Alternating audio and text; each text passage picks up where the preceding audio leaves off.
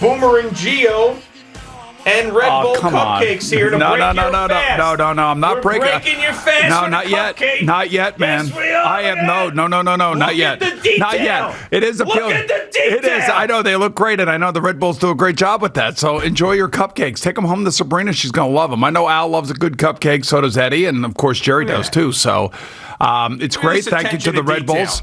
No, I'm just telling you. Sammy Steinlight, who brought this here at 4:45 this morning. Right. I can't. I just got, today's the last day, and I am proud to report I woke up this morning at 234 and a half. All right. So I am officially underneath my playing weight in the last 5 days. I don't know how I did it. I don't know how I stayed with it. I just stayed busy, I guess, but the damn thing works. Well, when are you allowed to eat normally again? Well, I will kick back in tomorrow slowly. All right. You have a whole thing. Like you go on these Zoom calls with her, and she just tells you what to do and how to do it. And then Zoom with who? With your coach. You have a coach? Yeah, I got a coach.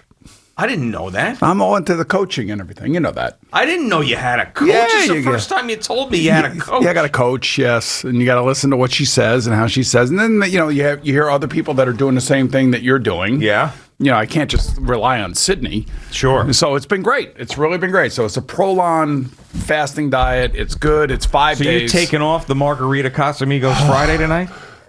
Well, that's going to be a whole, so yesterday I did play golf yesterday. And, look, you put yourself in these situations where there's a lot of stuff going on. You got to tell the people that you work with and the people that you're playing golf with that, hey, look, man, this is what I'm doing. I can't be participating. They got kegs out on the course yesterday, and they got great food being cooked. And I'm like, I can't participate. Right. And I had to leave. I had to take myself out of the mix. So you got to be disciplined. That's the key. The key to all of this is discipline. Well, it's only 5 days. And right, but as I move forward, I'm not going to be, going to Wolfgang's and having a, porterhouse with, German potatoes and all that other stuff right now. No, I can't do that. I just got to, kind of gradually get back into it, and then everything in moderation. Sure. It is the summer. I'm feeling great this morning. A lot of just really great things happening and good things going on. And, even though the Nets lost last night and it was ugly, and Giannis is no way, shape, or form. And I agree with Kevin Durant when he says, don't be comparing me to Giannis. Yeah. Because he is far and away 10 times better than that guy. That guy is just how is that guy? He didn't even have a personal foul last night. There wasn't a foul called on Giannis last night. That guy is like a human condominium complex. How is he not have a foul called against him? And how, by the way, does he get called not once but twice for not shooting a free throw in the allotted time? You know what? He's got a mental block, man. That is a mental block at the line. That is the other thing about the Bucks, just watching them, at least I know that. Whether it be Kyrie or Kevin Durant, when they get the ball, they can basically do anything they want with it. And they can go and get a shot if they want, especially Kevin because he's 7 foot tall. But the Bucks do nothing on offense. I mean, it's like just give it to Middleton or just give it to Giannis and get out of the way. A lot of ISO ball. And Giannis, and even Jeff Van Gundy was saying that last night, so much ISO ball. And Giannis inside the paint is dominating. I'm not saying he's not. But he is not a full-on player. He's not a five-tool player, as they say. He is not a five-tool player. As Kevin Durant is. But his free throw shooting is horrific. His three-point shooting is horrific. The shooting overall last night was horrific. And I mean, even I didn't think Bruce Brown was playing. Yesterday morning they said he was doubtful, and all of a sudden he's playing. And next thing you know, at the end of the half. He ends up getting the ball, and it's like a mad scramble. Well, no, I mean, that was right at there. That was like the last possession, the second to last possession the Nets had in the game. And he was actually very, very good throughout the game. I mean, offensively, at times he was the best player in the first half, but in that second to last possession, the inbounds is sort of a sloppy mess. Kyrie loses the ball. Bruce Brown grabs it, acts as if there's only 2 seconds left in the game, and just goes right to the basket and just essentially throws the ball as hard as he can off the backboard. It didn't really work out. And then they did have another opportunity. Kevin Durant got the ball. He was triple teamed. He got the ball up, and he almost made the shot. It was incredible, right off the back of the rim. The amazing thing about Bruce Brown is that, I didn't think he was going to play. He ended up playing well in the body of the game. But then at the end of the game, it's like, all right, I'm out here with 2 Hall of Famers. Just somehow you have to, and I know it was a mad scramble, but you have to be aware of the time. Sure. And I'm sure somewhere in Bruce Brown's career that he was the man. You know what I'm saying? Like, he was the man. Everybody in the NBA. Whether it be in high school or in college or whatever, you're the man. We're giving you the ball, man. And you go get the points. Well, he's got 2 other you the mans on the court with him. So that was a little bit of a kind of like he lost his way and completely was frazzled, and that ball had no shot of going in. Yeah, and the Bucks just don't have that championship, whatever cliche you want to use, killer instinct situation. Well, I mean, Budenholzer's been a good coach throughout his career, but they're up 30-9 in this game. The crowd is going crazy. You have them bouncing back from the blowout in game 2, and then they just let the Nets get right back into the game. The Nets couldn't hit a shot. Kevin Durant looked nothing like himself in the first half of this game, and then started to wake up there, of course, in the fourth quarter as he's carrying the team. It's like if the Bucks have any shot of winning this series or any shot of being a legitimate title contender, you got to bury them at that point. 30-9. You bury them if you're any good. But no, they're not. I mean, Giannis is a fakakta superstar, and this team is they're soft. Just like they got their asses kicked in game 2, got completely steamrolled by the Nets, had no answers in a playoff game. And then last night, they were lucky to win the game, quite frankly. The other thing, too, Joe Harris had an awful night. He did. I mean, nobody shot well.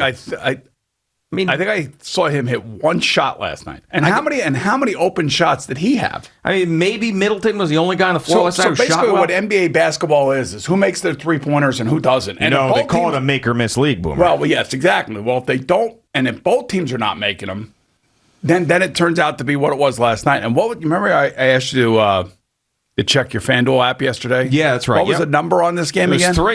It was 3. So the Bucks were favored by 3. That's right. That is unbelievable. That really is unbelievable. They're right on it.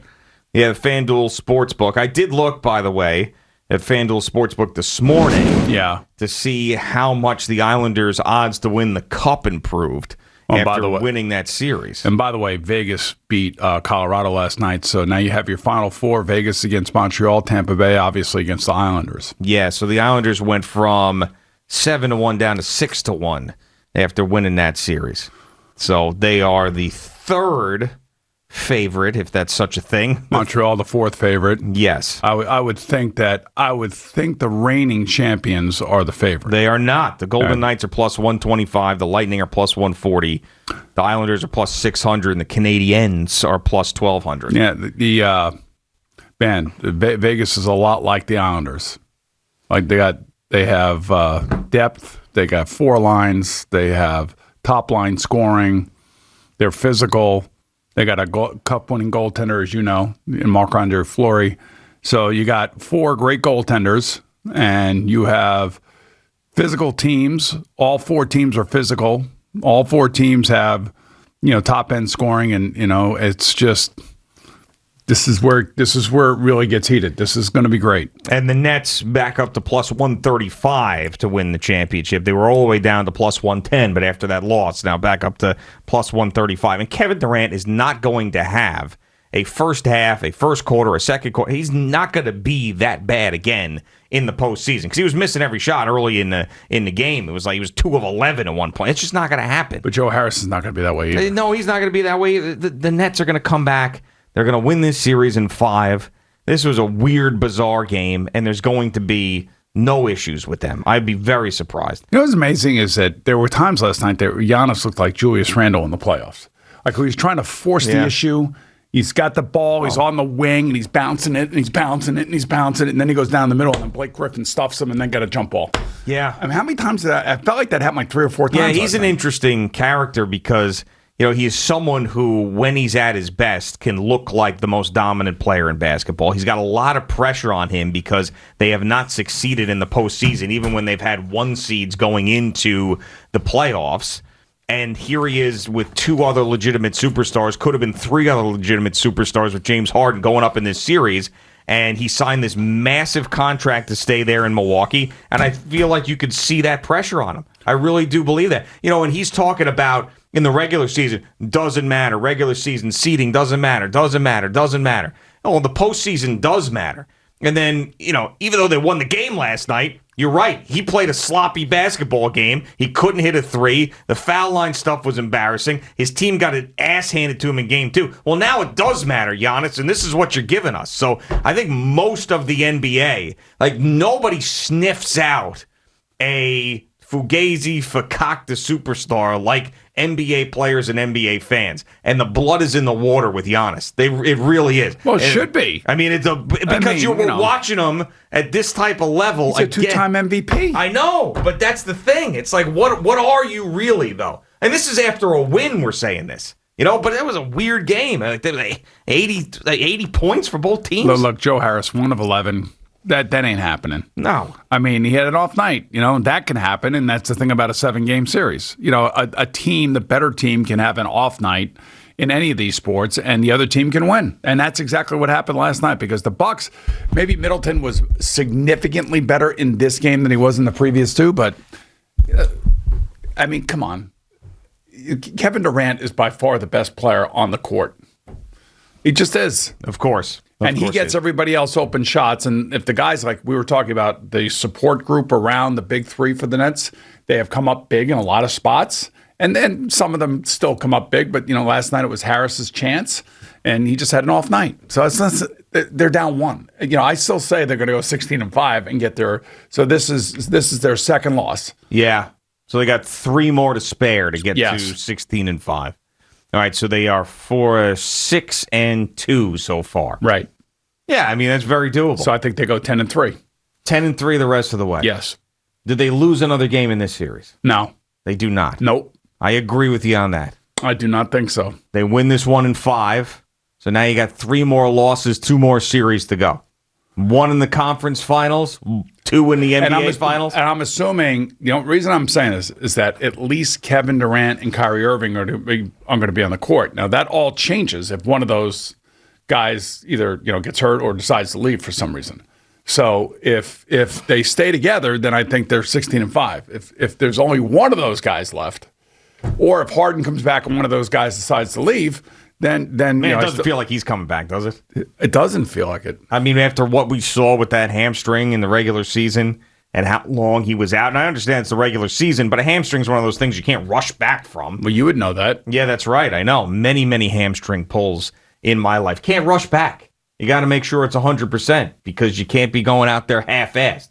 So it would be surprising. I mean, the playoffs are spread out in the NBA. You got these multiple day off things that go on. So maybe he'll have an opportunity when they make it to the finals to be in the NBA finals. So that's the luxury there. It's like he doesn't have to rush back because they're going to be favorites, obviously, the rest of this series and whoever they play next series. Right. And now we also know when the Islanders are going to play Game 1, Sunday, 3 o'clock on NBC, national television. Down in Tampa. That's right. I think we should call Peter Schwartz to have him come in and eat some of these cupcakes. This is the whole You got to bring some of those home, don't you? I mean, I don't know.